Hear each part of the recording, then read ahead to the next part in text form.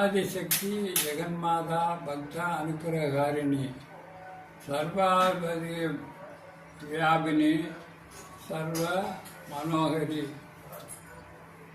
ஆதித்யானாம் சூர்யானாம் மங்களானாம் குரு சுக்ர சனீஸ்வர் ராகவே கேதுவே நமः குரு பிரம்மா குரு விஷ்ணு குருதேவ மகேஸ்வரா சாட்சாத் பரபிரம்மா தஸ்மே ஸ்ரீ குருவே நமः ஆகாஸ்பதி நந்தோயம் யதா கச்சி சாகரம் சர்வதேவ நமஸ்காரம் கேசவம் பிரதிகச்சதி கேசவன் நாராயணன் மகாவிஷ்ணு சிவன் எல்லாரும் சேர்ந்து இந்த காயத்ரி சித்தர் அருளிய ஜோதிட ரகசியங்கள்.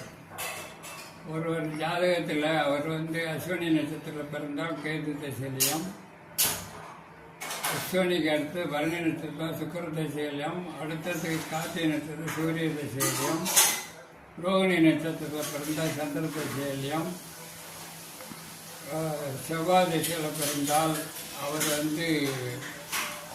மிருகசீரிஷ நட்சத்திரம், புதன் திசையில் பிறந்தால் அவள் கேட்டு ஆயிலையும் கேட்டையிலையும், கேது திசையில் பிறந்தவாள் அப்படியோ, இந்த மாதிரி ராகு திசையில் பிறந்தவா திருவாதிரை சுவாதி சதயத்தில் இருப்பாள்.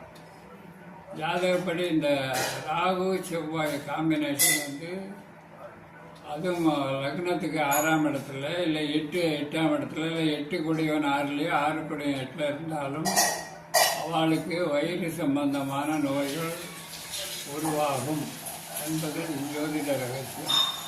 இது பிரபஞ்சத்திலேருந்து பெறப்பட்ட ரகசியம்.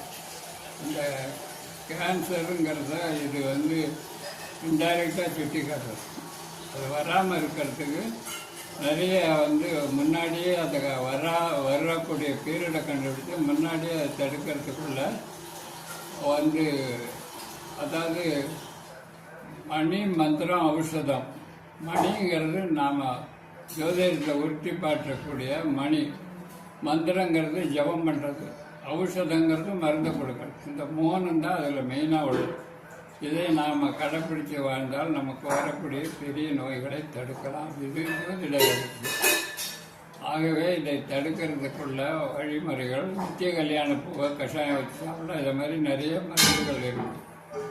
ஆஸ்பத்திரிக்கு போய் நீ கர்மா பண்ணி செலவு பண்ணுறதா இதை தடுக்கும். உனக்கு நிறைய செல்வங்கள் சேர்ந்தால் நிறைய பணம் வந்தால் வீடு நிலம் வாங்கிறதுக்கு விட்டுட்டு கர்மா இருந்தால் இந்த கர்மா நீக்கினா இந்த வீடு நிலம் எல்லாம் உனக்கு சொந்தமாகும். ஆக கர்மா இல்லை